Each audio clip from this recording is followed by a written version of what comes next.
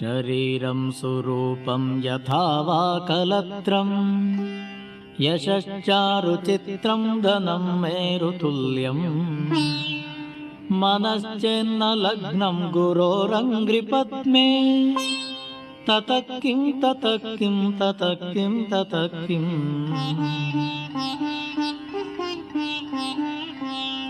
कलत्रं धनं पुत्रपौत्रादि सर्वं गृहं बान्धवा सर्वमेतद्विजातम् मनश्चेन्न लग्नं गुरोरङ्घ्रिपद्मे ततः किं ततः किं ततः किं ततः किम् षडङ्गादिवेदो मुखे शास्त्रविद्या कवित्वादिगद्यं सुपद्यं करोति मनश्चेन्न लग्नं गुरोरङ्घ्रिपद्मे ततः किं ततः किं ततः किं ततः किम् विदेशेषु मान्यस्वदेशेषु धन्यः सदाचारवृत्तेषु मत्तो न चान्यः मनश्चेन्न लग्नं गुरोरङ्घ्रिपद्मे ततः किं ततः किं ततः किं ततः किम् क्षमामण्डले भूपभूपालवृन्दैः सदा सेवितं यस्य पादारविन्दम् मनश्चेन्न लग्नं गुरोरङ्घ्रिपद्मे ततः किं ततः किं ततः किं ततः किम् यशो मे गतं दिक्षु दानप्रतापा जगद्वस्तु सर्वं करे यत्प्रसादात् मनश्चेन्न लग्नं गुरोरङ्घ्रिपद्मे ततः किं ततः किं ततः किं ततः किम् न भोगो न योगो न वा वाजिराजो न कान्तामुखेनैव वित्तेषु चित्तम् मनश्चेन्न लग्नं गुरोरङ्घ्रिपद्मे ततः किं ततः किं ततः किं ततः किम् अरण्ये न वा स्वस्य गेहे न कार्ये न देहे मनो वर्तते मे त्वनर्घे मनश्चेन्न लग्नं गुरोरङ्घ्रिपद्मे ततः किं ततः किं ततः किं ततः किम् अनर्घ्याणि रत्नानि मुक्तानि सम्यक् समालिङ्गिता कामिनी यामिनीषु मनश्चेन्न लग्नं गुरोरङ्घ्रिपद्मे ततः किं ततः किं ततः किं ततः किम्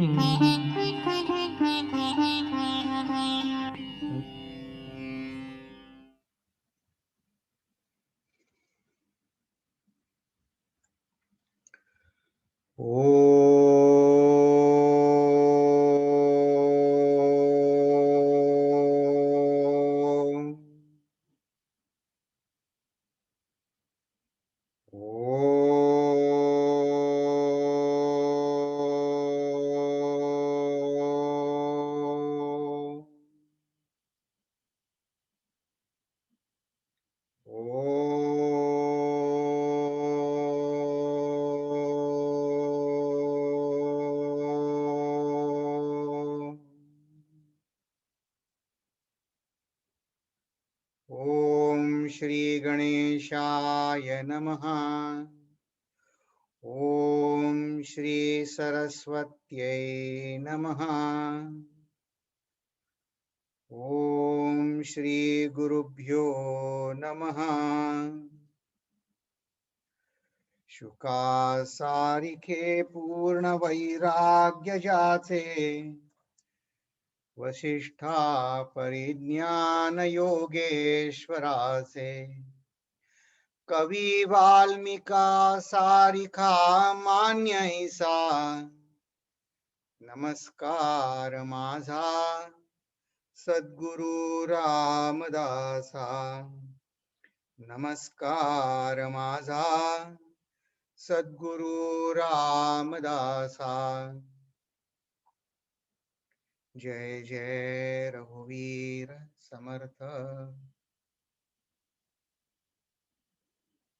नमस्कार.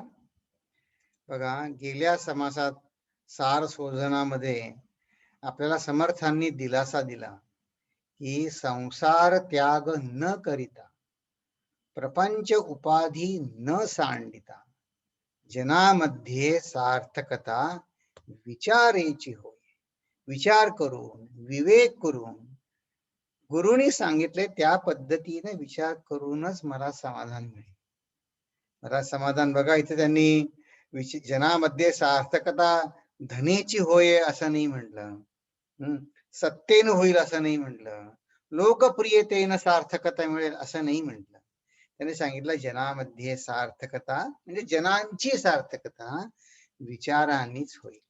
आणि म्हणले हे प्रसिद्धीचे बोलणे, हे माझा अनुभव आहे हो, समर्थ सांगतायत. आणि काय होतं, विवेक तुम्ही केलात ना की मला जी प्रचिती आली तीच तुम्हाला येईल असं समर्थ सांगतायत. विवेके प्रचित बाणे, प्रचित पाहतील ते शहाणे, अन्यथा नव्हे. मग आता बघा, आपलं कसं आहे, आपण धड विचारावं. तुम्ही लहान मुलाला विचारतो, तू शहाणा ना? तो हो म्हणतो, हो मी शहाणा. वेडा कोण म्हणेल. पण लगे वागणं तर काय बदलत नाही, आपण नुसतं म्हणतो. तर आपण असं आहे, आपण म्हणावे तर वेडे नाही, पण वागणं बघावं तर शाण्यासारखं नाही, असं काहीतरी आपलं विचित्र मधली स्थिती आहे. पण आता समर्थ आपल्याला सांभाळून घेतील. तर म्हणले मग आपण शहाणे कसे होऊ, तर आपण जर प्रचित पाहू म्हणजे विवेक करू, जेवढं समजतं तेवढं आपण पाऊल पुढे टाकलं की आपण शहाणे व्हायच्या मार्गाला लागू. आणि ह्याला भरोसा काय आपण विचारू, तर पुढे कसे म्हणले आपल्याला समर्थ की असं भरोसा काय किंवा करू पुढे असं नका विचार करू. याची जन्मे येण्याची काळे, ह्याच संसारी होई जे निराळे, मोक्ष पाविजे निश्चय स्वरूपाकारे. हा स्वरूपाकार मोक्ष काय आहे ते आता ह्या जणू काही पुढच्या समासाची, शेवटच्या समासाची जो अनिर्वाच्य निरूपण आहे त्याची प्रस्तावना करताना म्हणतात इथे आत्ता लगेच मिळेल, कॅश, रोकडा व्यवहार. आणि कशावरून, तर ते बघा, ये गोष्टीस करी अनुमान. अरे, ते खरं असेल का? तर म्हणले तो सिद्धची पावेल पतन, म्हणजे जरी आपलं पोटेन्शियल असलं तरी आपण पतन पाहू.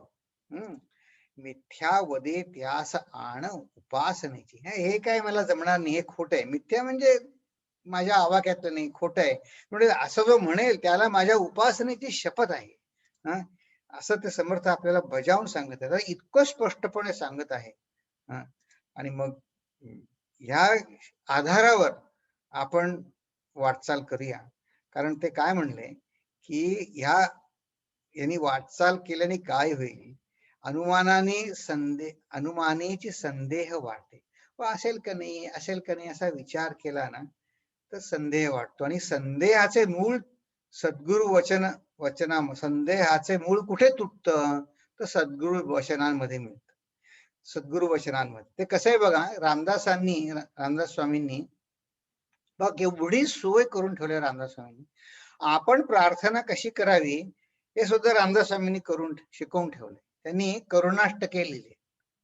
त्याने अनेक युक्ती प्रयुक्ती आहेत. आणि ते एका करुणाष्टकाच्या शेवटी म्हणलंय, आता ते आपल्या साधकाच्या भूमिकेतनं बोलतात. रामदास म्हणे माझा संसार तुझ लागला. हे संसार मूळ तुटे येण्याची काळी म्हणले ना, संसार तुझ लागला. आणि पुढची ओळ आठवते का कोणाला?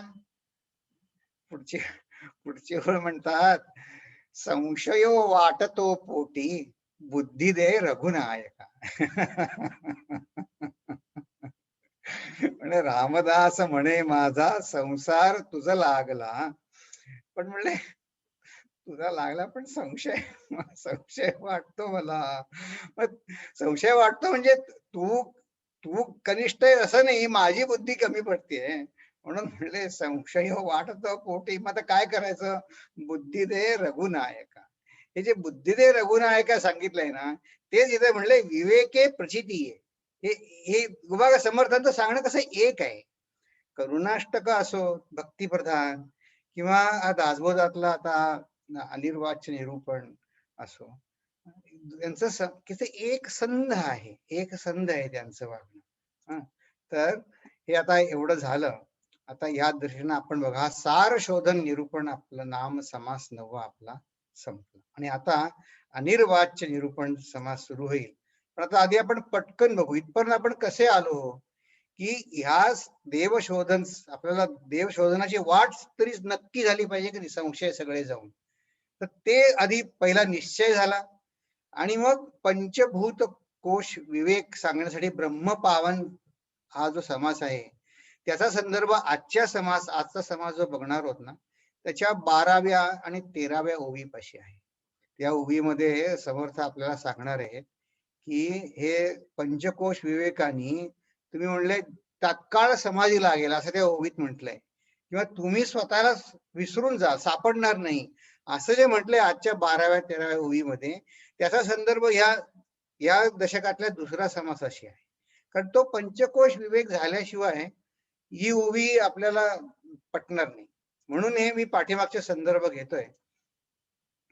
आणि मग हा पंचकोश विवेक झाला की मायेतनं हे सगुण निर्गुण आले दोन्ही, आणि ब्रह्म हे काळाच्या पलीकडे आहे,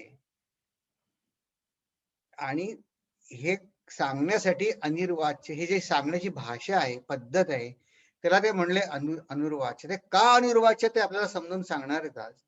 पण हे इथपर्यंत एकदम ही मोठी उडी होईल म्हणून बघा समर्थांनी मध्ये 5 समास घातले की या माया आणि ब्रह्म यांचं गूढ संबंधांचं वर्णन केलं. आणि मग ही सृष्टी कथन, ही सृष्टीचं मिथ्यत्व दाखवण्यासाठी त्यांनी सृष्टी कथन केलं. हा समास आहे बरं का. कारण सृष्टी आपणही बघतो पण ती आपल्याला मिथ्या वाटत नाही ना, खोटी वाटत नाही, ती खरी वाटते. म्हणून त्यासाठी हे मिथ्यत्व पटण्यासाठी सृष्टी कथनाचा समास पाहिला. आणि ही सृष्टी जरी मिथ्या असली तरी त्याचा सगुण भजनासाठी उपयोग आहे. त्याचा आपण उपयोग करून घेतला पाहिजे. कारण जोर जबरदस्तीनं काही सृष्टीत मिटणार थोडी आहे. ती सृष्टी आहेच आहे, आपण सृष्टीतच आपण जीवन जगणार आहे. तर त्याचा सगुण भजनासाठी कसा उपयोग करून घ्यायचा, त्यासाठी सगुण भजनाचा तो अप्रोच सांगितला. आणि ह्या अप्रोचनी काय होईल की या दृश्याचा आपल्यावर जो पगडा बसलाय तो बाजूला होईल, आणि तो बाजूला झाल्यावर सार शोधन सोपं जाईल. असा हा प्रवास आहे. आणि मग सार शोधन सोपं झाल्यावरती जे सांगणार त्याला ते म्हणतात अनिर्वाच्य निरूपण. कारण जे सांगायचं ते शब्दात सांगता येत नाही. मग ते असं शब्दात सांगता येत नाही, ते काय आहे आधी शब्दात सांगता येत नाही, खरं आहे का ते आधी मला पटलं पाहिजे. ते जर पटलं नाही ना तर म्हणाल हा आम्हाला माहिती आहे, तुम्हाला सांगायचंच नव्हतं म्हणून म्हणून तुम्ही असं सांगता, असं नाही वाटतं का. आधी ते पटलं पाहिजे की हा हे शब्दात सांग. आपण सुद्धा व्यवहारात भाषा वापरतो की नाही, एखादी गोष्ट समजून सांगतो आणि म्हणतो जाऊ दे मी तुला किती सांगू, तू तेव्हा तिथे असायला पाहिजे होतं, असं आपण व्यवहारात म्हणताना म्हणतो की तेव्हा तू तिथे असायला पाहिजे होतं, मी तुला सांगू नाही शकत. मग आता हा जो गूढ प्रांत आहे, आता आपल्यापैकी कोणाला म्हटलं की तुला आता आपल्याला हे, आता आपण व्यवहाराच्या भूमिकेवर येऊ, हे ब्रह्मज्ञान वगैरे जाऊ दे, आपल्याला समाधान आहे, खरं समाधान. ते समाधान म्हणजे काय हो असं सांगितलं तर आपल्याला सांगता येईल का की वस्तू व्यतिरिक्त. आता समजा तुम्हाला आता आज काय स्टॉक मार्केट वर गेलंय म्हणे ना, मग स्टॉक मार्केट वर गेलंय मग समाधान आहे का. म्हणजे वर जाईल ते खाली पण येऊ शकतं. ते असं समाधान वर खाली होणारं समाधान तसं अपेक्षित नाही. शाश्वत समाधान काय आहे तर ते आपल्याला शब्दात नाही सांगता येत. तर समर्थ आपल्याला सांगतात की हे शब्दांच्या पलीकडे कसं आहे ते आधी आपण समजून घेऊ. मग एकदा हे पटलं ना की हो शब्दांच्या पलीकडे आहे, मग त्या दृष्टीनं आपण विचार करू. आजचा मी मला पहिल्यांदाच कबुली देतो की आजचा समाज समजून सांगण्याची माझी काही लायकी नाही, पात्रता नाही, पण मी आपला माझ्याकडून प्रयत्न करतो. हे असं हे मूर्खासारखं बडबडणं होईल कदाचित, पण पण आता काय आहे, आता समाज आहे आपला आलाय तो आता करायला पाहिजे, पण माझी मुळीच लायकी नाहीये माझी. अ, पण आपण हळू बघू, अभ्यास करू, बघूया कसं होतंय. चला आता आपण सुरुवात करू. हे कारण का हे म्हणलं आपण साधनेचं गुपित आहे. याला आपण असंही म्हटलं. साधनेचं गुपित काय आहे? तर आत्मानात्म विवेक करायचा आणि सगुण उपासना सुद्धा करायची. नुसताच आत्मानात्म विवेक करायचा नाही. नुसताच विचार नाही करायचा. नुसतं बौद्धिक अंडरस्टँडिंगचा प्रश्न नाही. त्याला पुढच्या दशकामध्ये समर्थ म्हणणार आहे, असा जो करतो की नाही, जो नुसतंच आत्मानात्म विवेक केलं, त्याला म्हणतात कारागृही अडकलेला बंदी आणि तो शौर्याच्या गोष्टी सांगतो. तो कसा दिसतो? तसं नुसतं आत्मानात्म विवेक केला तर ते तसं होतं.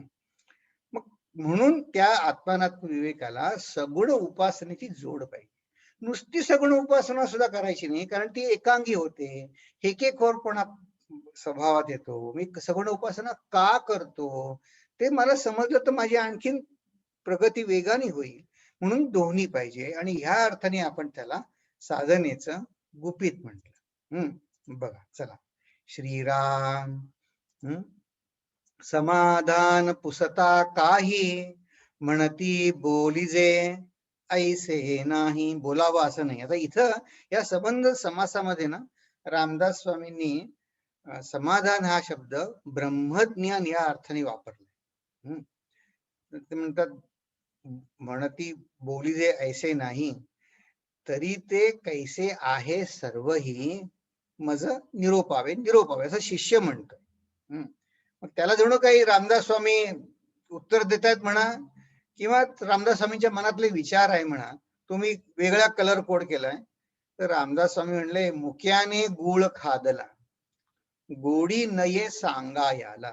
जो मुका मनुष्य आहे त्याला बोलता येत नाही, वाचा नाही, त्यांनी गुळ खाल्ला, गोड पदार्थ खाल्ला, तर त्याला सांगता येईल का?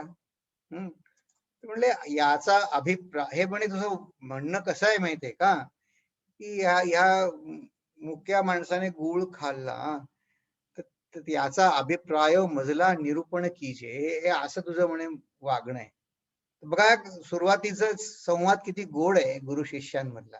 शिष्य म्हणतो खरं आहे हो, पण आता ज्यांना ज्यांना मी संतांना विचारते सगळे हेच म्हणतात, अनुभव ही पुसो जाता म्हणती नये की सांगता, तरी कोणापाशी पुसो आता समाधान. मी आता जाऊ कोणाकडे? ज्यांना ज्यांना विचारावं ते सगळेच असं म्हणतात की हे शब्द सांगता येत नाही, शब्द सांगता येत नाही. आता मी करू तरी काय? आता तुम्ही तरी असं म्हणू नका की सांगता येत नाही. जे ते अगम्य सांगती, जो अगम्य म्हणजे जे माझ्या कठीण भाषेत सांगतात, नये माझ्या प्रचिती. बघा गेल्या समासात शेवट रामदास स्वामींनी कसा केला, की विवेक करा त्यांनी तुम्हाला प्रचिती येते, हे माझी प्रचितीचे आहे तुम्ही म्हणा. पण ते म्हणतात तुम्ही अगम्य सांगता ना, म्हणून मला प्रचिती येत नाही. म्हणजे is putting ball in guru's court. म्हणतात सगळं दोष तुम्ही अगम्य सांगता म्हणून मला प्रचिती येत नाही, तुम्ही मला काही समजेल असं सांगा. म्हणजे बघा तेच म्हणलं, विचार पैसे माझे चित्ती ऐसे करावे. समर्थ म्हणतात ऐसे श्रोतयाचे उत्तर, याचे कैसे प्रत्युत्तर, निरोपिले तत्पर होऊन ऐका. किती किती लाईव्हली आहे बघा हा समाज. ही शिष्याचं बोलणं सुद्धा किती खरं आहे, की माझ्या विचारात येत नाही हो, विचार पैसे माझे चित्ती ऐसे करावे. मग ते म्हणतात ठीक आहे ठीक आहे, ते मी नीट नीट नीट सांगतो, तू तत्पर होऊन अगदी नीट ऐक, लक्ष देऊन ऐक. मग आता बघा पहिली ओवी कशी आहे, जे समाधानाचे स्थळ की जो अनुभवाची केवळ, तेची स्वरूप प्रांजळ बोलून दाऊ. बघा समर्थांनी केवढा काय म्हणतात विडा, पैजेचा जणू विडा उचलला. ते काय म्हणतात, ते स्वरूप प्रांजळ बोलून दाऊ, मला मी समजून सांगेनच. मग आता समजा जर आपल्याला समजलं नाही तर याचा अर्थ काय होईल, आपण तत्परतेने ऐकलं नाही असं होईल. हो, कारण त्यांनी सांगितलंय की शिष्य म्हणला माझ्या चित्ताला येईल ते सांगा, म्हणून मला प्रसिद्धी येत नाही. मग समर्थाने सांगितलं, सांगतो. तू लक्ष तत्परतेने ऐक. आणि पहिली जोडी म्हणले, ते स्वरूप प्रांजळ बोलून जाऊ. हम्म जे बोलास आकळेना, बोलिल्या विणही कळेना, जयास कल्पिता कल्पना हिमपुटी होय. बघा, ह्या ज्या ओव्या आहेत ना, त्या इतक्या, हा थॉट पुरा करतो. ते जाणावे परब्रह्म, जे वेदांचे गुह्य परम, धरिता संत समागम सर्वही कळे. इथे सांगतात मी हे स्वरूप प्रांजळपणे बोलून दाखवतो, पण जे बोलास आकळेना, पण बोलल्या विणही कळेना. मी सांगितलंच नाही तर कसं कळेल. पण म्हणे तू जर त्याची कल्पना केली, जयास कल्पिता कल्पना हिमपुटी होय. तर आता बघा, आपलं मनाच्या श्लोकांबद्दल गेल्या वेळी आपण चर्चा केली थोडीशी. तर आता आपण आता मनाच्या श्लोकातला संदर्भ घेऊ, की मनाचे श्लोक सुद्धा सोपे नाही आहे बरं का. खूप अवघड आहे. आणि शेवटचे श्लोक तर इतके कठीण आहे. कठीण म्हणजे सूत्रात्मक आहे. ह्या ज्या आता 6 ओव्या बघितल्या ना आपण, 6 आता ह्याच्या अगदी ह्याच अर्थाचा एक मनाचा एकच श्लोक आहे. अगदी ह्याच अर्थाचा बघूया आपण तो. की समर्थ काय म्हणतात, की कल्पना हिमपुटी म्हणजे गुदमरल्यासारखं होतं, अपूर्ण वाटतं, हरवले असा, शब्दांमध्ये हरवल्यासारखं वाटतं. आणि हे वेदांचे गुह्य परम आहे, ते अगाध आहे. तर हे श्लोक कसा आहे, अति जीर्ण विस्तीर्ण ते रूप आहे, तेथे तर्क संपर्क तोही नसाहे. बघा, की हे परब्रह्म, ब्रह्म किती जीर्ण विस्तीर्ण. जीर्ण म्हणजे त्याला काळाच्या पलीकडे आहे. अति जीर्ण विस्तीर्ण ते रूप आहे, पण तिथे तर्क करू शकत नाही. अति गूढ, ते गूढ आहे पण दृढ आहे. आणि पण ते तत्काळ सोपे म्हणले. ते दृढ इथे जे म्हणले ते प्रांजळ बोलून जाऊ, तात्काळ सोपे. दुजे वीण, ज्याला कोणाची इट इज नो कंपॅरिझन, पण जे खूण स्वामी प्रतापे. दुजे वीण जे खूण स्वामी प्रतापे. आता हा 199वा श्लोक आहे, 205 मधला 199वा श्लोक आहे. आणि याच्यानंतर फलश्रुती सुरू होते. तर हे जणू काही हे दाखवल्यानंतर फलश्रुती होते. आता बघा कसं आपण याचं मॅपिंग करू या ओव्यांचं. बघा, की तर्क संपर्क तोही नस आहे. म्हणजे मी काही कल्पना करत बसलो, कल्पनेत हरवून गेलो, तर तसं नाहीये.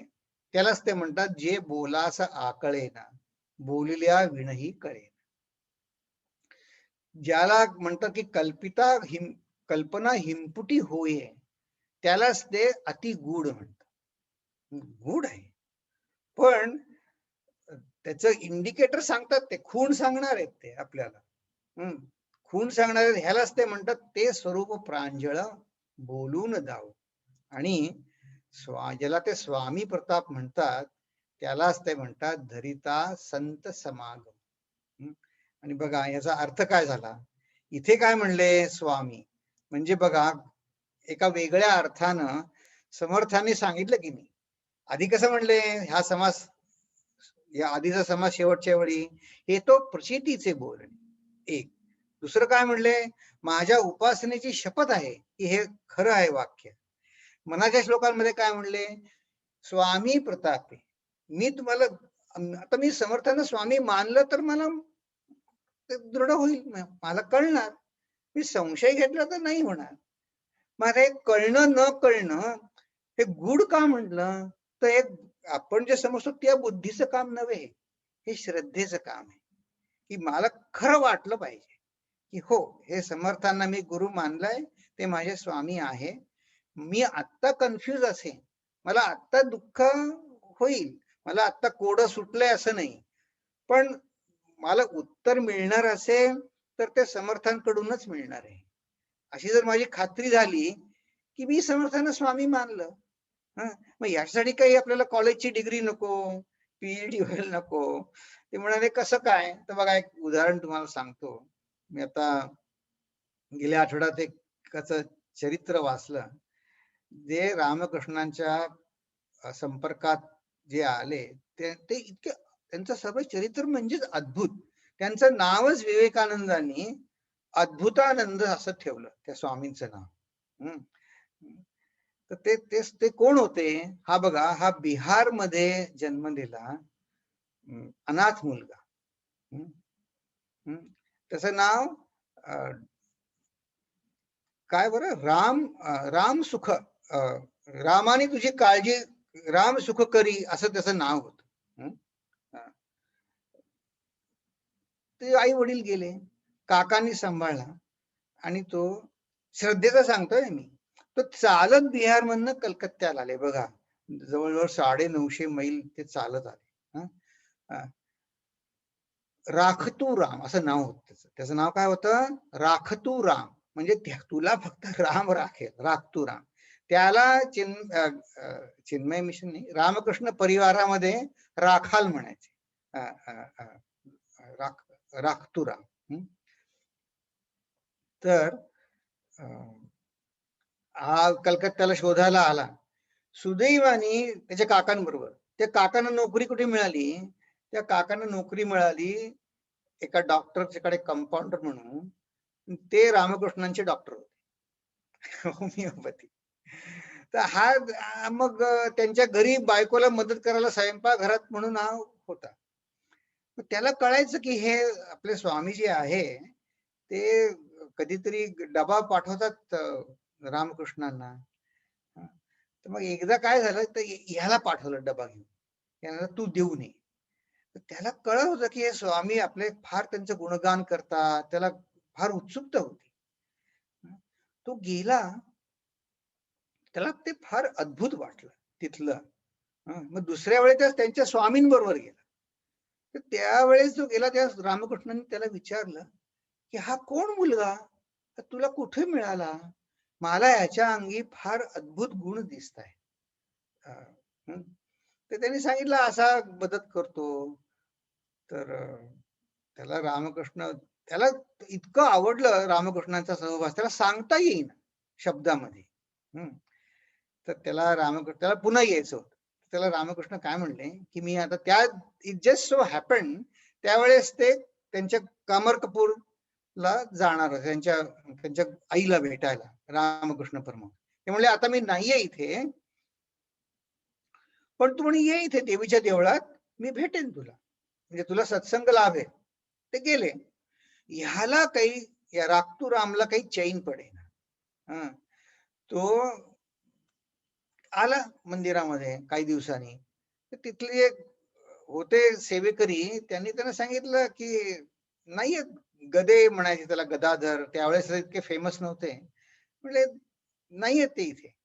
ते विवेकानंदांनी लिहून ठेवलंय बघा की आमच्या 16 जणांमध्ये हा सर्वप्रथम रामकृष्णांकडे आला. आमच्या 16 हा पहिला, he was the first one to come to Thakur. तर तो जो आला, मला काय सांगायचंय की स्वामी मानणं म्हणजे कसं, त्या मुलाने कसं स्वामी मानलं, ते मला ते उदाहरण एकाने लिहून ठेवले, आठवण त्याची, त्या मंदिरातल्या सेवेकरीने, की तो कसा. तो आला दक्षिणेश्वरला, त्याने सांगितलं ठाकूर नाही आहेत, त्याचा विश्वासच बसेना. नाही म्हणले, त्यांनी मला सांगितलंय तू ये, मी भेटेन तुला. ते म्हणजे वेडा का काय, मी सांगतोय तुला, गेलेत ते कामारकपूरला, ते नाहीये तिथे. तो तिथे नदीकाठी तिथे बसला निराश होऊन. त्या मंदिराच्या अधिकाऱ्यांना वाटला की हा काय, हा छोटा मुलगा 12-14 वर्षाचा, आणि सांगितलं जा तर जात नाही. झालं दुपार व्हायला आली, सकाळपासून आलेला, यांना काय वाटलं कुणास ठाऊक, हे त्याला खायला घेऊन गेले मंदिरातला सेवेकरी तो. तर ते गेले, लांबून दिसत होता तो बसलेला. तर त्यांना काय दिसलं, जेव्हा थाळी घेऊन गेले तेव्हा, हा कोणाला तरी पाय टेकून नमस्कार करतोय, पायावर डोकं ठेवून आणि असा वर बघून नमस्कार करताना दिसला. ते बाजूला उभे राहिले, जवळ गेले, त्याला कळलं कोणतरी आलो, बघितलं एकदम वर करून. तो म्हणला अरे, म्हणे ठाकूर कुठे गेले? म्हणलं कोण ठाकूर, तुला सांगितलं ना ते गेलेत कामारकपूरला. म्हणलं नाही म्हणे, होते आता इथे. अरे बापरे, आता होते इथे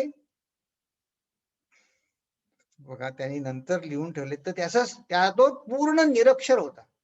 रामकृष्ण परमहंसांनी त्याला अंकलिपी शिकवायचा प्रयत्न केला, पण त्यांना त्यांना काही शिकवता आलं नाही.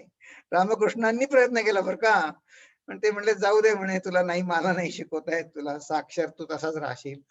पण तो फार ब्रह्मज्ञानी झाला. आणि रामकृष्ण, मला हे काय सांगायचंय की आज जे शब्दात सांगता येत नाही ना, हे असं समर्थ सांगणार आहेत. तर जेव्हा विवेकानंद परत आले अमेरिकेहून, तेव्हा त्यांच्याबरोबर 2-3 वेस्टर्न डिसायपल्स आले होते. आणि त्यांची ना अद्भुतानंदांची भेट झाली.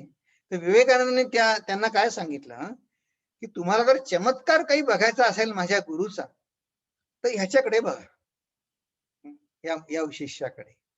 मग त्याच्याशी त्यांचा ट्रान्सलेटर तर मार्फत संवाद चाले.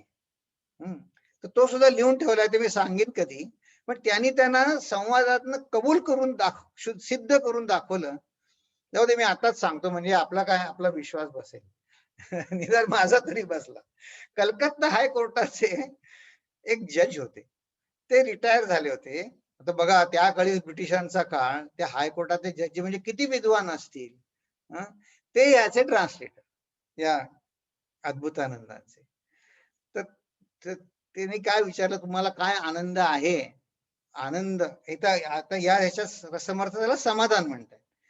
ते काय मला सांगा. तर हा काय म्हणला, रक्तुराम, तो म्हणला ते सांगता येत नाही शब्दामध्ये. तर ते वेस्टर्नर्स आलेले ते काय म्हणले, ते म्हणे तुम्ही सगळे असेच सांगता, तुम्हाला सांगता येत नाही म्हणून तुम्ही असं म्हणता. तो म्हणला असं कसं म्हणे, मी खरं सांगतोय, मी तुम्हाला काय खोटं सांगतोय का? मग त्यांना काय विचारलं, म्हणे तो काय म्हणतो, मी तुम्हाला सिद्ध करून दाखवतो. अरे बापरे. मग ते म्हणले सांगा. ते म्हणे तुमच्या मनातले जे विचार येत आहेत, तुमच्या मनात, हा रक्तुराम त्या दुसऱ्यांना विचारतोय की तुमच्या मनातले जे आता तुम्ही विचार येत आहेत ते कुठून येत आहेत, त्यांना विचारतो. ते म्हणतायत माझ्या पेशींमधनं येत आहेत, म्हणजे डोक्यातनं येत आहेत. मग म्हणे ते तुमच्या डोक्यात आधीच होते का नवीन आले? त्याचा पुढचा प्रश्न बघा. हे आणि हा सगळं आपण या प्रश्नोत्तरातून जायला हरकत नाही. म्हणजे तुमच्या मनातले हे जे विचार आहेत, आता मला जे तुम्ही प्रश्न विचारताय, ते तुमच्या मनात आधीच होते का आता नवीन तयार झाले? ते म्हणजे नवीन तयार झाले. कारण नवीन तयार झाले तर म्हणजे ते कुठून आले? त्यांनी त्याला काय सांगितलं की म्हणे माझ्या पेशींमध्ये, मेंदूच्या पेशींमध्ये स्पंदन होतात. ती स्पंदनातनं शब्द तयार होतात. मग त्याने तुला पुन्हा प्रश्न विचारला की तुमची स्पंदन नेहमी चालू असतात का कधी बंधन कधी चालू अशी असतात? ते म्हणले कधी बंधन कधी चालू असतात, कधी बंद असतात. मग म्हणे जर बंद असतात तर त्यांना चालू कोण करतं? हा, म्हणे बंद असतात ती मेलेली असतात का? बघा बघा, पूर्ण अशिक्षित मनुष्य. आणि त्याचं आणि विवेकानंदांचं इतकं एकमत होतं. विवेकानंद आले जेव्हा दक्षिणेश्वरला, त्यांचा केवढा मोठा सत्कार झाला. हा गेलाच नाही त्यांना भेटायला. तो सत्कार झाल्यावर विवेकानंद याला भेटायला आले. हा नदीकाठी बसला होता. ते म्हणले रक्तुराम तू आला नाहीस मला भेटायला? हो म्हणले, नाही आलो. म्हणे का? तुम्ही आता वेस्टर्न तुमचे डिसायपल आहेत असं कळलं, तुम्ही मोठे झालात, मला ओळखणार का नाही?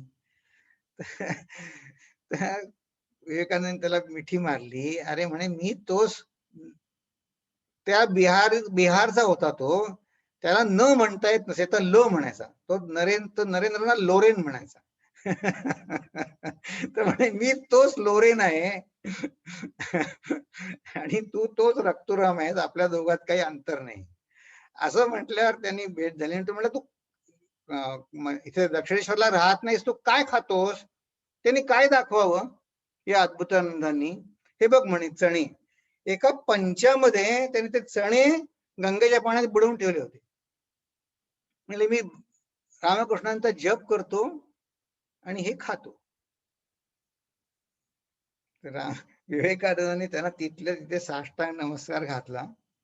म्हणे तुला ठाकूरच रक्षा तुझी करू जाणे. पण त्यांची निष्ठा किती बघा, संशय गेले की नाही त्यात, निरक्षर मनुष्य. त्यांनी त्यांचं अज्ञान कसं घालवलं. आणि ते बघा, त्या हायकोर्ट रिटायर्ड हायकोर्ट जजांनी ते लिहून ठेवले संवाद त्या अद्भुतानंदांचे. खरंच अद्भुत आहे. तर हे आपल्याला समर्थ सांगत आहेत की दुजे वीण ते खूण स्वामी प्रताप. दुजे वीण म्हणजे काय, की ज्याला दुसऱ्या कशाची उपमा देता येत नाही, कशाच्या आधारे सांगता येत नाही, ते सगळं आज समर्थ सांगणार आहेत.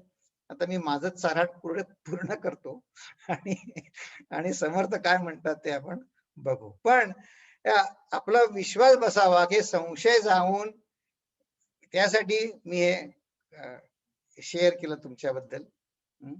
की आणि आणखीन एक कारण आहे. कारण का, गेल्या प्रश्न आहे म्हणजे गेल्या 2-3 समासाचा सगळ्या समासाच्या शेवटी तुम्ही संत संग धरा म्हणजे कळेल, संत संग धरा म्हणजे कळेल. म्हणजे काय तर बघा, की मनाचे श्लोक असो, दासबोध असो, समर्थांनी आपली लेवल सोडली नाही, पण त्याचबरोबर आपल्या लेवलला येऊन त्यांनी आपल्याला वर उचललं. त्याचं आणखीन एक कारण सांगतो बघा. आणखीन एक कारण काय आहे, गेल्या समासातच त्यांनी सांगितलं की संतान म्हणजे संतच फक्त एक्सक्लुझिव्हली त्याला एलिजिबल कसे हे ज्ञान द्यायला. तर ते काय म्हणले, जीवन मुक्ताची लक्षणे जीवन मुक्त जाणते, देहीच विदेह होणे, करून काहीच न करणे, हे फक्त संतांनाच जमलेलं आहे. म्हणून जीवन मुक्ताची लक्षणे जीवन मुक्त सांगती आणि फक्त तेच एलिजिबल आहेत सांगायला. बर, मग काय पुढे काय म्हणले ते समर्थ म्हणतायत, तेची आता सांगी जेल, जे समाधान सखोल. आपलं समाधान आहे ना ते वरवरच आहे, तात्पुरतं आहे. पण हे समाधान म्हणजे आता हे ब्रह्मज्ञान या अर्थानेच समर्थांनी हा समाज सांगितलाय. ऐक अनुभवाचे बोल अनिर्वाच्य वस्तू. बघा, ते समर्थ स्वतः सांगतायत, ऐक अनुभवाचे बोल अनिर्वाच्य वस्तू. आणि त्या रक्तुरामनी सुद्धा तेच सांगितलं की नाही. बघा तुम्ही, आपण let us put in his shoes. आपण अशिक्षित आहोत आणि आपल्याला वेस्टर्नर्स लोक, आता बघा 1888 सालचा काळ, किती ब्रिटिशांचा पगडा होता. मला तरी न्यूनगंड आला असता की नाही, की मी शिकलेलं नाही, माझे कपडे मळकट, आणि ते हे विदेशी लोक आले माझ्याशी भेटायला, ते म्हणतात तुझ्यावर विश्वास नाही माझा, तुला सांगता येत नाही.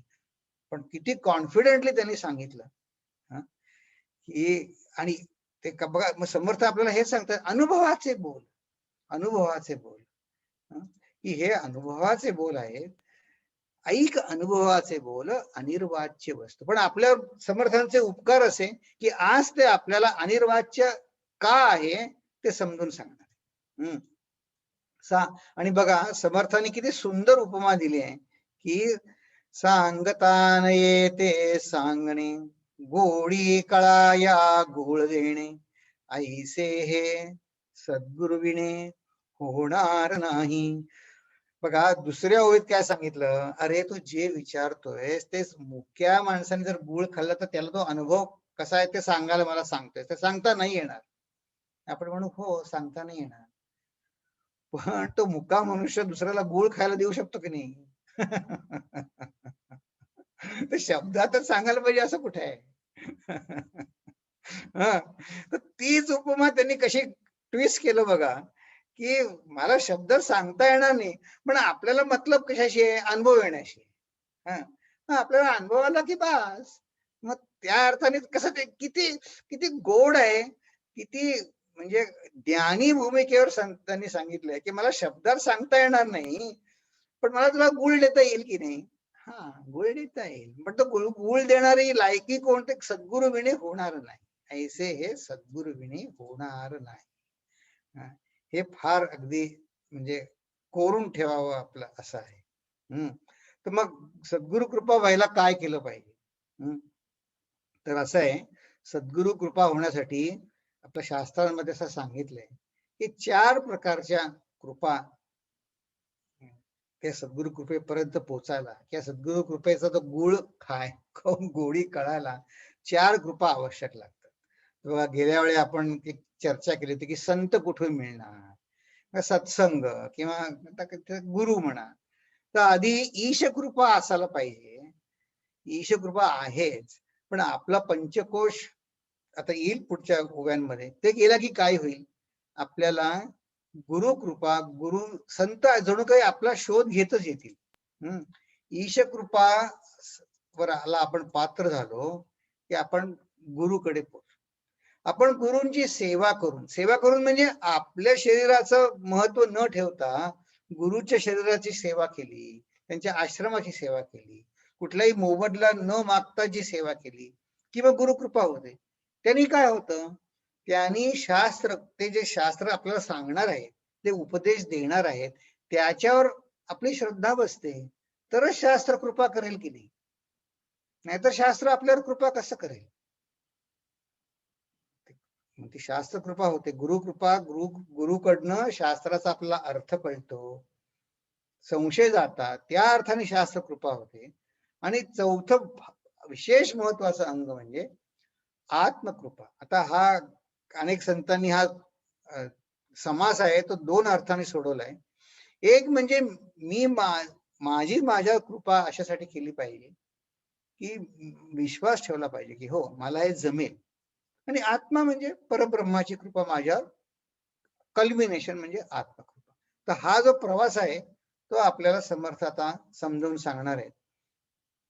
कसं म्हणले, या अर्थाने सद्गुरु कृपा कळे त्यासी, जो शोधील आपणासी, पुढे कळेल अनुभवासी, आपे आप वस्तू.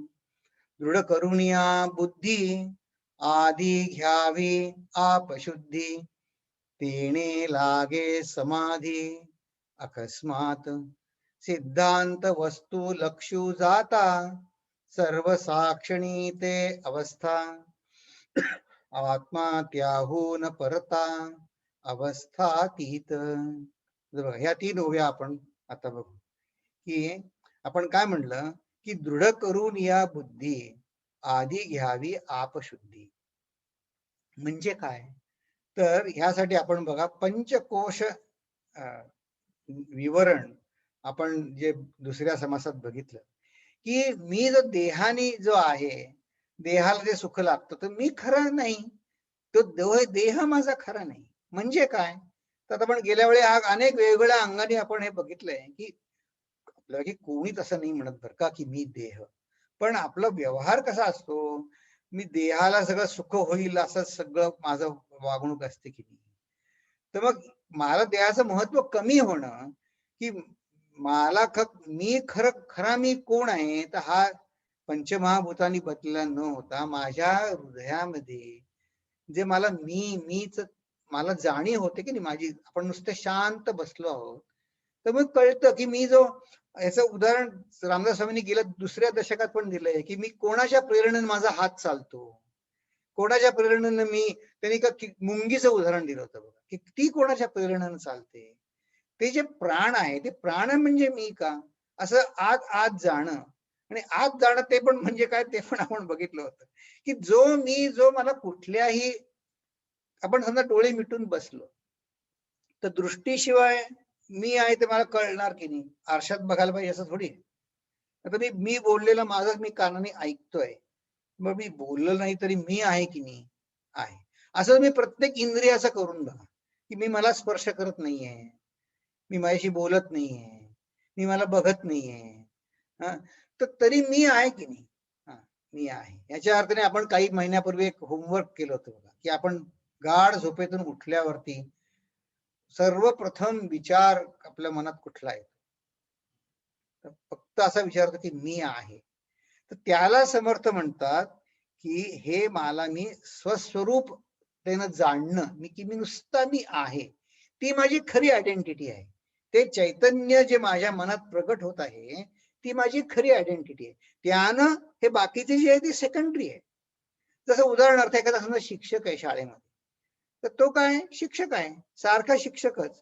पण समजा तो सेवानिवृत्त झाला मग आता तो शिक्षक आहे का? नाही.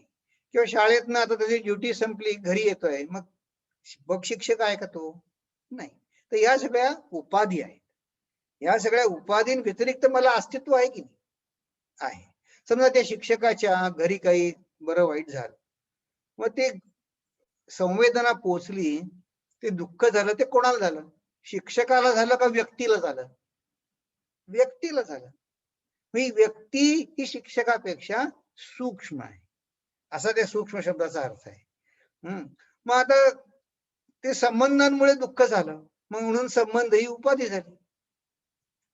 समजा अशी काही बातमी आली की त्या शिक्षकाची, आपण एक साधं उदाहरण घेऊ, त्याची काय सायकल चोरीला गेली. सायकल ही उपाधी आहे.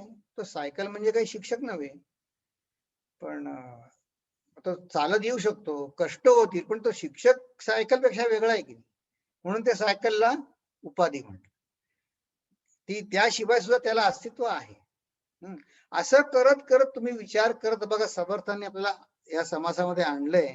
त्यांनी काय कळलं की मी या हृदयात माझ्या चैतन्य आहे, त्यामुळे मी आहे, अशी पक्की जाणीव झाली की मी खरा कोण आहे? मी चैतन्य स्वरूप आहे. मग त्यांनी कसं झालं बघा, की मी चैतन्य स्वरूप म्हणजे मी आहे, पण माझ्यापेक्षा सृष्टी आता वेगळी दिसते मला. मी सृष्टीचा भाग नाहीये, मी चैतन्य स्वरूप आहे. हे दोन तरी दोन झाले की नाही? इतकं शुद्ध मनाची ज्याची झाली, तरी सुद्धा हे दोन आहेत. तर ती सुद्धा जाऊन फक्त आत्मा आहे, सृष्टी सुद्धा नाही, अशी जेव्हा जाण होते ना, त्याला समर्थ म्हणतात उन्मनी अवस्था. किंवा यालाच अरविंदांनी शब्द वापरलाय सुप्रामाई. ते शब्दात सांगण्यासारखं नाहीये. तर हा जो प्रवास आहे तो समर्थ आपल्याला सांगतायत की हे अनिर्वाच्य आधी आपण अनिर्वाच्य का आहे तेच समजून घेऊ. तर म्हणे कसं म्हणले बघा, की पदार्थ ज्ञान जेव्हा सरे. तर आता ही जी मी उदाहरणं दिली तुम्हाला, की आपला व्यवसायाचा पेशा आहे तो बुद्धीला आहे, सायकल हरवली ती वस्तू आहे, तर हे सगळे पदार्थ ज्ञान आहे की नाही आहे? सायकल म्हणा, माझा व्यवसाय म्हणा, तर हे सगळं ज्ञान जेव्हा सरे आणि द्रष्टा द्रष्टेपणे सुद्धा न उरे, म्हणजे मी जे मगाशी म्हणलं की ह्याचा फक्त मी आहे, तो मी सुद्धा ती सुद्धा जाण गेली की ते समयी फुंज उतरे मी पडाचा. मग आज समर्थाने काय शब्द वापरला? फुंज शब्द वापरला. की फुंज कसला असं तुम्हाला आता बऱ्याच जणांना फुंज शब्द माहित असेल. फुंज म्हणजे अभिमान. फुंज म्हणजे असा फार ज्वलंत अभिमान. तर जो हे सगळं पदार्थ ज्ञान सुद्धा खरं नाही असं वाटलं पाहिजे, की पदार्थ ज्ञान खरं नाही. मग द्रष्टा, मी बघणारा, दृष्टी आणि बघण्याचं द्रष्टा सुद्धा पण नाही, मी साक्षी अवस्था पण नाही, त्याच्याही पलीकडली अवस्था. तर ते जेव्हा उतरेल हा फुंज त्याला म्हणलंय. तर मी फुंज का म्हणलं? तर बघा तुम्हाला सांगतो. आता बघा, आपल्याला कळायला सोपं म्हणून एक उदाहरण देतो, की आपल्याला आपल्या सत्तेचा गर्व असतो, अभिमान असतो, सत्तेचा असतो. काही जणांना आपल्या पैशाचा अभिमान असतो, काही जणांना आपलं नेते आहोत आपल्या समाजाचे त्याचा अभिमान असतो. पण यानेच आपल्याला खरं समाधान मिळतं का? किंवा हे सगळ्याचं जे मिळून जे स्वरूप आहे ते कोणाला शब्दात सांगता येईल का?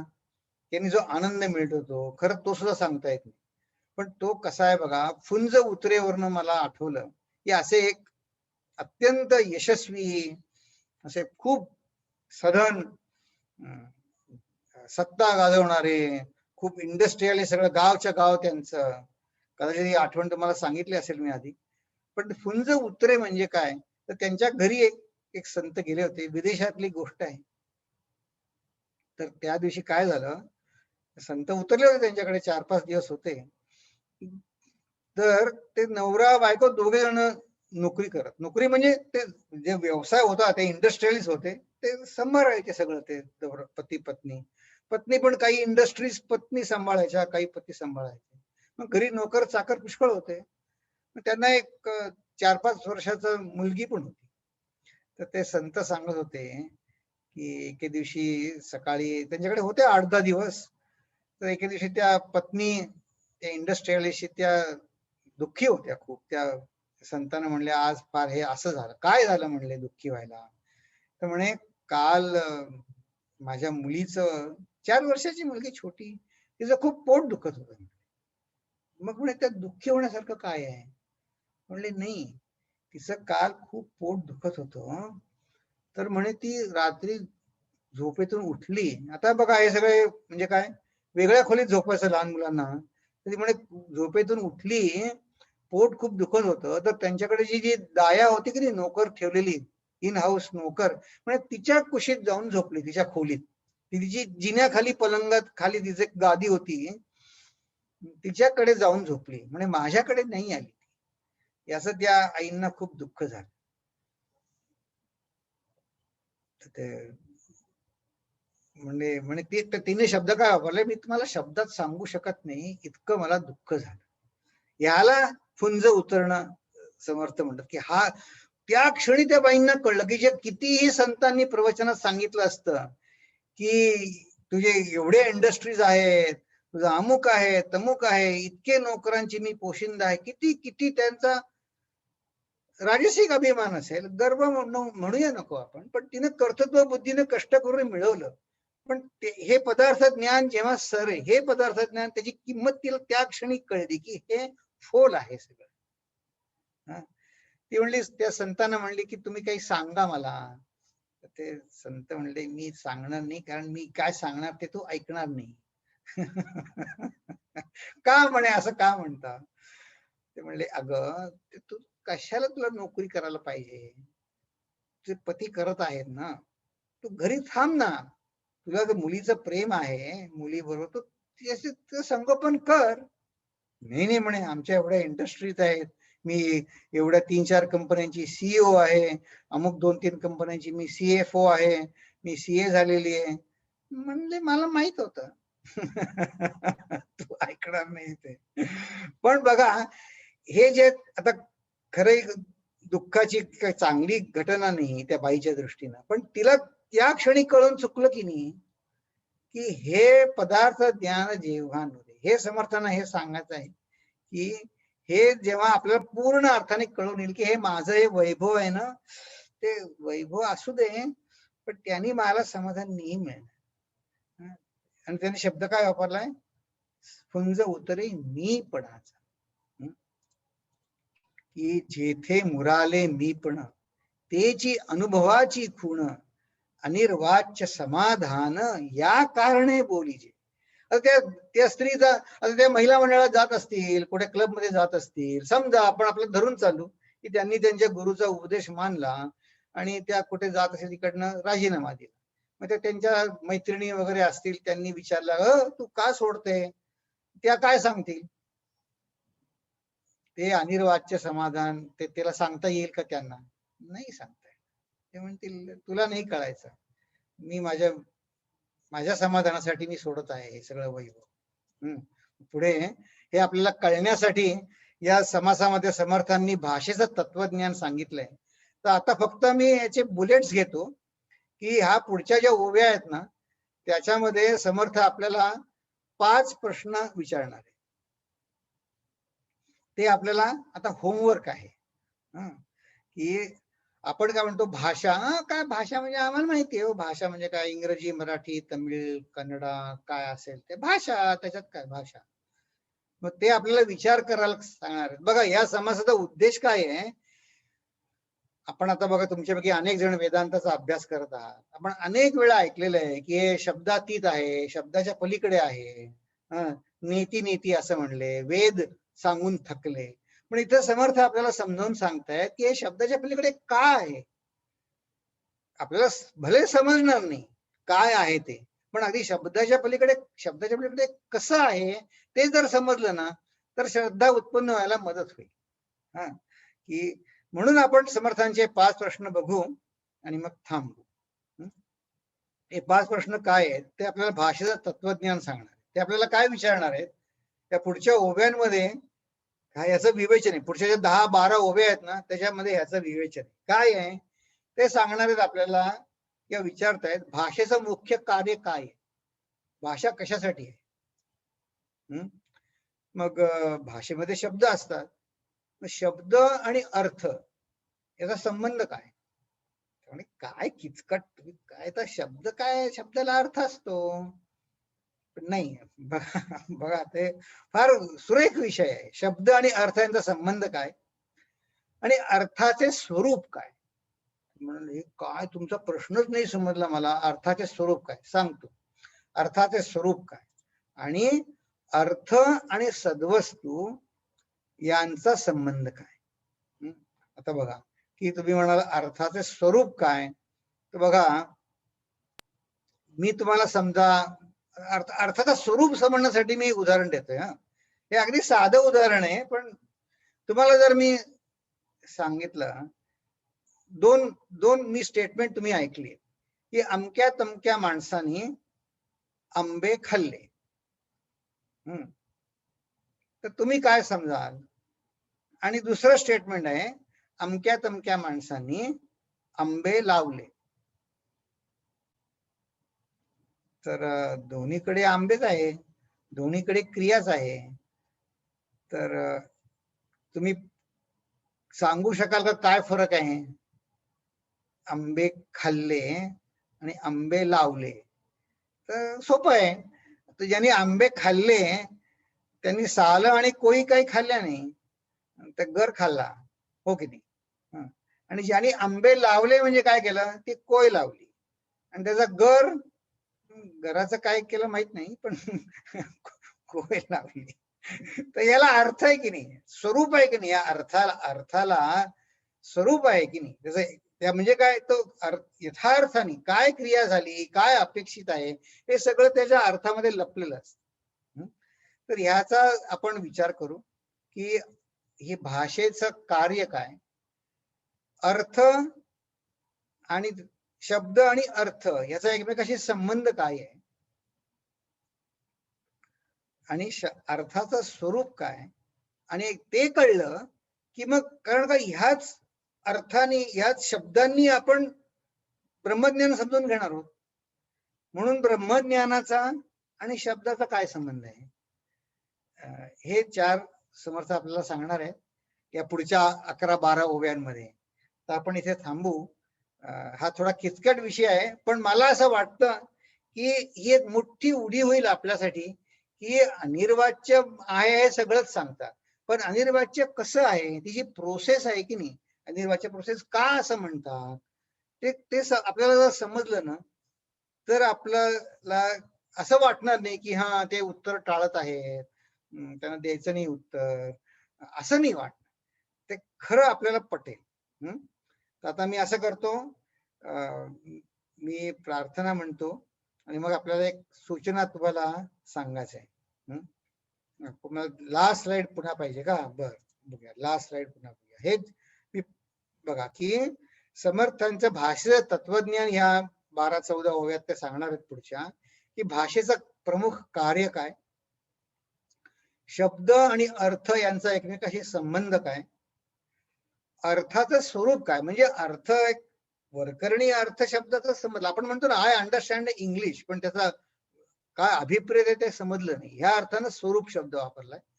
आणि मग एकदा तो अर्थ कळला की मग तो अर्थ आणि भगवंत किंवा सद्वस्तू किंवा ब्रह्म याचा संबंध.